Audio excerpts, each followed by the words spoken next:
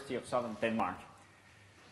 And I'll be using the word world quite a lot. And I better point out here at the beginning that I sort of reserve that word for special occasions. I just use it for certain large-scale cultural artifacts. Okay? And I'm not even going to attack that concept, world, directly. Instead, I'm going to try to convince you that we can sort of go sideways about it and talk about worldview. That worldview is a concept with explanatory power when it comes to these large-scale cultural artifacts that we sort of tentatively label worlds. Furthermore, this worldview concept, it takes our attention from the objects we are studying to the subjects experiencing them in a way which unlocks theoretical resources in anthropology and philosophy. So, to start with a philosophical idea, Heidegger holds in his essay, The Age of the World Picture, that the modern age is characterized by a fundamental shift in how humanity conceptualizes the world and its own place in the world. Everything that there is, history, nature, and so on, has in the modern age become picture, in the sense of something forestilt, for set, for placed, for put forth, presented as picture by humanity itself, to humanity itself. Therefore, humanity's position in the world is a kind of looking at everything that is put forth, right? And that is where anthropology comes in. Heidegger sees anthropology as a sort of emblematically modern science, observation of and teaching about the world, writes Heidegger, changed into a doctrine of man, into anthropology. And these thoughts, which he writes down in the 1930s, they actually resonate with contemporaneous anthropology. This is a way of summing it up by the folklorist Alan Dundes. Until the late 1930s, anthropologists tended to use worldview as a synonym for cosmology and the other world. And if you can sort of, in your mind's eye, copy-paste that wonderful map of the heavens and hells and so on in Miguel's infosphere slide, that gives you an idea about what a worldview is in this religiously grounded sense. But this air of otherworldliness lifts through the 30s, 40s, 50s. It becomes more and more possible for anthropologists to talk of worldview on cultural rather than religious grounds. And in 1957, Clifford Geertz proposes a very straightforward and analytically useful way of talking about worldviews. Now, of course, worldview is, our ambition behind using that word is inherently holistic. We're trying to sum up how a person relates to and conceptualizes the whole world. But despite that inherent holism, Geertz proposes that for analytical purposes, we should take worldview apart in worldview proper, if you will, the cognitive existential aspects of a given culture, how the world is, and the corresponding, a connected ethos, which tells you how to go about your business in a world that is like your worldview tells you. So it's the moral and aesthetic aspects of a given culture, the evaluative elements. Geertz have some examples. To take the first one, the Navajo North American Indians, their worldview would be one of nature as tremendously powerful, mechanically regular, and highly dangerous. How do you go about your business when the world is like that? Well, you subscribe to an ethic prizing calm deliberateness, untiring persistence, and dignified caution, and so on and so forth. He has a couple of other examples as well. Now, why would I want to use these concepts for something like World of Warcraft, which is an example I'm going to use? All cultural artifacts require some sort of aesthetic attunement for sort of really successful engagement with them to take place. You don't get Beethoven if you cannot combine emotional openness with attention to structure. And you cannot really get into a romantic comedy if you're not in the mood for romantic comedy. These are just rough examples of aesthetic attunement. So when we have something like World of Warcraft, these kinds of cultural artifacts seem to challenge our vocabulary somehow. They're simply too big to be just objects or works. They're big in terms of space. There are many, many places in them. It takes me a long time to travel through them. It takes me a long time to get a sense of the layout of this world. So we tentatively put this world label on them, and then I run away from that and turn my attention to the subject and the aesthetic attunement to this object. And I call it a virtual worldview in acknowledgement of the sheer size of the thing, of the sort of quantitative large investment in time and work it takes to get it. So I'm just sort of trying to suggest how these, apparently there are more than me who are fans of Lovecraft here. I'm going to use the world of Lovecraft as an example as well. So I'm just sort of suggest the analytical value of this. I've fleshed this out in writing somewhere else. Now, I use principles here, and that is to follow a suggestion by Alan Dundas, who admires these Gertz concepts for being configurational and holistic, and then he adds, but somewhat fuzzy and vague. So there's a debate in anthropology and ethnography about how to deal with, how to analyze worldviews. So if you follow Don's, I also borrowed this principle of unlimited good from Dundas. Then we will talk about it in principles to sort of get a better grip of worldview and ethos. Now, the principle of unlimited good simply states that the world is one of unlimited resources. So you can become rich, and your neighbor can become rich, and these two things do not rule out each other, since you're both tapping into endless resources. There are also cultures of limited resources, in contrast, right? So to engage with World of Warcraft in a typical way, you have a lot of consumption then. You have to repair your armor, buy potions, buy arrows, and so on. So to have sort of normal World of Warcraft experience, you have to buy into this principle. You have to accept that the gold comes back and the fish comes back and the monsters come back all the time. That it's just endless resources springing forth into the world. So you have to embrace that principle, that worldview principle. Now, what kind of ethos can we find in World of Warcraft? I would say part of have the principle that can be too fast, too strong, too powerful, too rich. That there is this unlimited expansion of your character's capabilities. We get an indication that this principle is functional when there's a breakdown in it. I mean, some players suddenly find this ethos insufficient. They play for a while, and then suddenly they really get fed up in a dramatic way. There's some wonderful support groups online for self-proclaimed World of Warcraft addicts, where they're sort of trying to help each other to get rid of their addiction by telling stories about them. One player writes, and this is the WoW Detox website, statement number 25,201. They're up to more than 40,000. How pointless.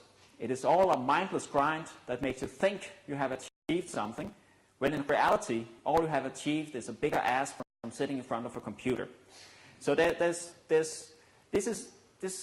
indicates this sort of frustration. I mean, I would say that this player is probably more frustrated with World of Warcraft now that she doesn't really get into it anymore. And this is a dramatic kind of frustration. It's far more dramatic that if you don't get a movie or there's some music genre you don't really get. So we can use this slightly dramatic language that there's a breakdown in virtual worldview for this player. Another suggestion, the principle of maximal efficiency, stating that you should go about the world of unlimited resources by maximizing the time spent in the world. So you have sort of what G.L. Taylor would call power gaming or instrumental play. And she has just suggested in this WoW reader that this instrumental play thing is more widespread now and more widespread in WoW than in EverQuest, which she, of course, did these seminal studies in. Gold farming. I think gold farmers, they sort of embody this principle. They're really efficient in their way of going about World of Warcraft. I have quite a lot of, for personal reasons, I have quite a lot of Chinese friends, Beijing friends, and I've never come across anybody who could see any problem in gold farming amongst Chinese players. I think this is a Western thing, that some Western players are uncomfortable with gold farming, and I think that is because gold farming explicates a worldview principle which is sort of ugly if it is stated with excessive clarity, at least from a Western viewpoint, right? This is about culture, okay? So there are some differences between East and West when it comes to how you attune yourself to World of Warcraft. Okay, that was just to suggest the usefulness of the principles, analytical usefulness. Now, they are also quite useful, and they show a certain affinity between this kind of large-scale cultural objects and other kinds of objects. If you go into architecture, landscape aesthetics, modern architecture, to really get it, you sort of have to take on the modern worldview. Postmodern architecture, same thing. A deconstructionist example, and I know this is very, these examples, I can only suggest them because of time limitations, right?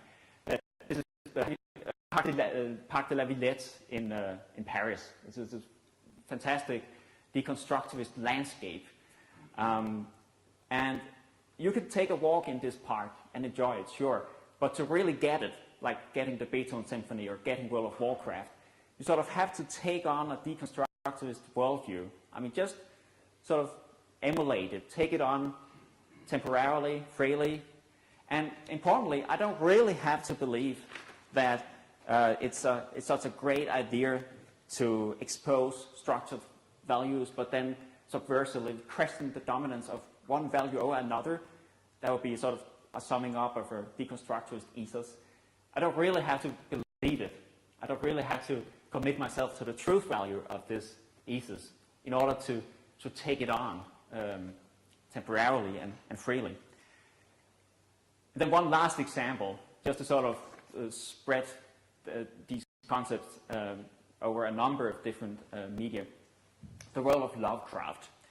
Now, Howard Phillips Lovecraft, the horror writer, is a wonderful world builder. Many of his stories take place in the same set of fictional places, like the degenerate fishing village of Innsmouth, or the fictional city of Arkham, with its just as fictional Miskatonic University. But it is not this construction of fictional places that make Lovecraft an interesting world builder. His story could easily take place in Oslo, for example. What makes him so convincing as a world builder is that all these stories embody a certain worldview. And he states it himself like this. This is Lovecraft quoted in August Derleth. This world was inhabited at one time by another race who, in practicing black magic, lost their foothold and were expelled, yet live on outside, ever ready to take possession of this earth again. That's a quite bleak worldview, and what kind of ethos could possibly correspond to that worldview? That is the central theme of Lovecraft's stories. His characters are infamous for their woodenness. They are utterly unbelievable, his characters, as human beings, but they serve a sinister purpose as lab rats in Lovecraft's ethos laboratory. He's killing off his lab rats in horrible, horrible ways, but he's explicating an ethos in that process. And if you look across the stories, we can stitch that ethos together. So you have one failed experiment, a farmer, for example, in one story, who is blissfully unaware of why he's killed. He don't get the worldview at all. At the other extreme, you have an open-minded, intuitive, curious artist who is so open to the ugly truth about the world that the truth kills him. He's driven insane or something worse, kills himself or whatever. So you have to sort of find a middle way, and that is what I sum up as keen, thoughtful, repulsed hunger for knowledge, often embodied by scholars. These are the lab rats in Lovecraft stories who have the best survival rate. So that seems to be a working ethos for the world of Lovecraft. Okay, so I hope I've demonstrated, just sort of at least sketched the analytical usefulness of these concepts. And to end on a philosophical note, Peter Sloterdijk has recently suggested that life in the real modern age can be characterized as an age of chosen world images, Weltbilder. So that contemporary entertainment like this should be characterized by a growth in chosen worldviews. That seems to run in neat parallel to Sloterdijk's observation. We have sort of the economic means to indulge in these large-scale cultural artifacts. I mean, quantitatively speaking, it takes a lot of investment in time and money to really get into these different kinds of large-scale objects, whether they are World of Warcraft or modern architecture, deconstructivist landscapes, or the world of Lovecraft. We also have the technological means these days to indulge in many different, or rather differently supported worldviews. They're supported by various technologies and media. And as it happens, Sloterdijk has said something pertinent about anthropology, just to sort of get back where we started. To Sloterdijk, human birth is the opposite, and the physical event of being born is the opposite of our coming to the world. The world is a promise given to you by older inhabitants of the world. And such a promise has to be broken because of the sort of the lability of earthly circumstances. Thus comes in his view, and this is not translated into English, so I've tried to do that myself. Nothing but the science of rashness, of human frivolity, to build life forms on promises. So that is what anthropology does. It sort of explores this kind of frivolity, that you build your life on these kind of promises that are bound to be broken. Nevertheless, we pick them up and we hold them. There's a pun here in German, which I will get to and conclude with. Engagement with virtual worlds, and I use the term loosely, sort of to suggest the affinity between these kinds of large-scale cultural objects. Engagement with these virtual worlds, and they more or less all are, these examples here are virtual worlds, is based in this human inclination to take up and to hold our world promise, or world view, if you will. In Sloterdijk's account, to be an active subject is to perform this kind of holding. And here's the pun, that in German it's Haltung. So that's something which sort of standing up, striking a pose, show attitude. But it's also literally a holding up of something, holding a promise. That works in English as well. So you're sort of holding a worldview of promise and doing this essential tense standing up. That is what it is to be a subject. And we're sort of playing with that. And our engagement and our enjoyment with virtual worlds is based in that. We talk a lot about interactivity and movement, of course. Moving in a space is enjoyable in virtual worlds. But there's sort of an underlying or existential physical tension of Haltung, also standing up. And that standing up is flavored. I mean, the worldviews come, as we have seen, in different kinds. But then again, I mean, with virtual worlds, it is perhaps not only about Haltung, but also Unterhaltung, amusement. Thank you.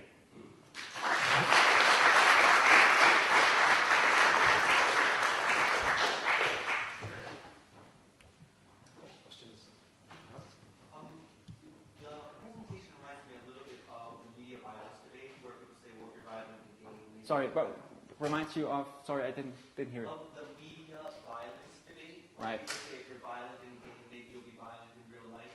And I'm wondering, it wasn't totally clear to me whether you think, because you say the worldviews are taken on temporarily, are you suggesting that if we take on a worldview in a virtual world, that it will translate to the real world? And if you do think that, is that just an intuition that you have, or is there good reason to believe that? And are you suggesting that there's an ethical obligation to have games or worlds that promote a good worldview or a worldview I hope that I'm covering myself against being sort of believing in strong carryover effects by these words, that it's temporarily free without commitment to the truth. I don't think if you play World of Warcraft for 2,000 hours and you sort of buy into the principle of unlimited good there, that you'll come out and then you don't believe in recycling anymore. I don't think that, but I think these concepts makes it possible for us, for example, to consider a world of limited good. I don't have children, but if I had, I would prefer them to take on that worldview of limited good and explore the consequences of not sharing resources, for example. So.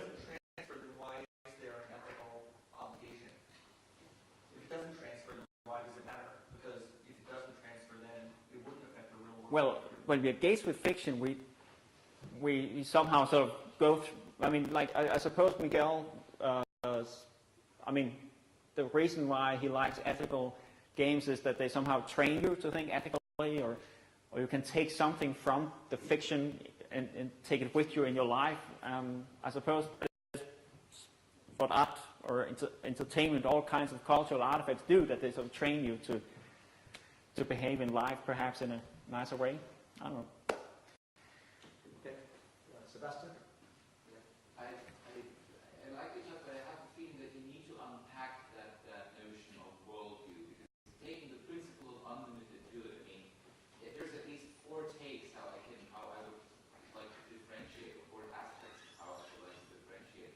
I mean, there's on the one hand, it's not just the cognitive stance that the game purports, that we take towards the game, it's actually part of the game structure. Like deconstructed architecture, this is not my view of the architecture, but there's the real architectural structure out there, which is non-linear and broken and everything else. So it's not just the view of the things, in that case it's also the physical structure. So where, on which levels do you really see worldview? Is that the design philosophy? Is that the structure, the real structure of the gameplay? Is that a kind of cognitive stance that is afforded by this structure to the player, or is that a kind of shared stance by the players of a given game community? Well, I'm afraid using this concept is a way of muddying all these questions about object and subject and the relation between them. I mean, sometimes maybe it's productive to bracket all that. It seems to me to be productive. Yeah, but coming from Heidegger, I would say that his usage of the term worldview did not necessarily refer to some sort of structure or to some sort of I don't know, technological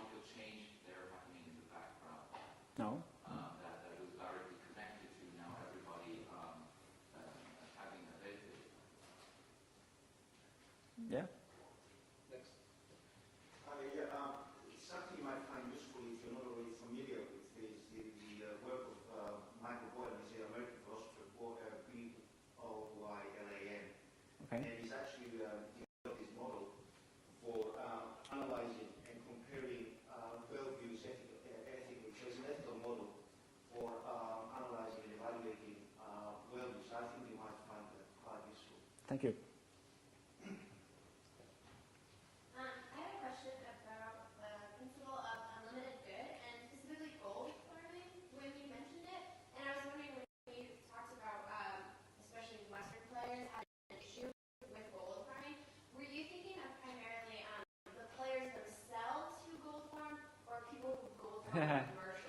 Right. Yeah. I can't say gold farming and not gold farmers, because that's of course a different issue. So, and by the way, I hope you are all familiar with Gary Allen Fine's seminal study of tabletop role playing, because Fine actually also uses the principle of unlimited good to say something about these Dungeons and Dragons worlds. Did I answer your question, or did I dodge it? No, I think I was referring to the notion of gold farming, and not so much the players. That is people are uncomfortable with the concept of gold farming. I guess just because I thought that you could make a distinction that, because you say gold farming embodies the principle of unlimited good. Yeah, it sort of explicates it or reveals it. Yeah. If you have an individual player who's in a way just grinding at one point in time for their own goal, because they're using up the resource of time and effort on their part, Right. that doesn't necessarily adhere as much to the principle of gold farming, or just excuse me, the principle of unlimited good, Yeah. as much as commercial gold farming, where then people that when you are then selling it, right, basically messes with the economy, and it creates the notion that someone can spend all their time gathering up this resource and then just swiftly trade it off to someone else. I guess I would say that there is a distinction between the types of gold farming that people can participate in, and that would affect your point slightly. Yeah, but of course, I mean, trying to use these concepts is to take a very sort of holistic approach. I mean, it's the granularity is we're up there, and I guess we all, even if we're only casual players, we sort of felt sort of how we somehow end up being extremely efficient when we play World of Warcraft. I don't know. There seems to be something going on there. Last question, yeah. I actually like your idea very much. I'm just wondering, one of the terms that only popped up once in the beginning was aesthetic attunement. And I'm just wondering if you are actually distinguishing or drawing a distinction between something like aesthetic attunement with regard to, I don't know, game structure or whatever, the way the game works. I understand that this way, and something like more of an ethical attunement. Ethical attunement. Yeah. I Because this very aesthetic attunement would be very much about just the aspect, in my view. And I'm wondering if you are also talking about that you could connect to the distinction between procedural level and semantic level, obviously. You know what I'm aiming at? Are you only talking about the way the game works and how they are? Yeah, that's. I mean, one of the things I find refreshing about these concepts is that the principle of unlimited good cannot be deduced from code. I mean, you have instances of here's a gold spring forth, here's a mission, and so on and so forth. And that's, I assume, we can deduce these instances from the code. But the notion that the world as such is unlimited good, that happens when the player meets the world, right? And it's so. Now, how can you tell? Maybe there's one gold node which is not unlimited. Well, you can expand it. The code, you can change it. This sort of general notion that it's a world of unlimited good could be proven. I mean, even if there was one, place in the world that the gold was was limited, it wouldn't change my feeling or my notion or my... What I was aiming at is that there's probably a difference in level or in scope or whatever in where aesthetic attunement in the way that, okay, you understand, okay, this is a world of principles, where principles are understood in effect, and that means that it affords me certain actions and certain other actions are not, and so forth. And the question of what sort of like means, but I don't know, probably you don't know the distinction. That's also enough for me. I was just wondering. I don't know if that's... You just answered the question yourself, or what happened?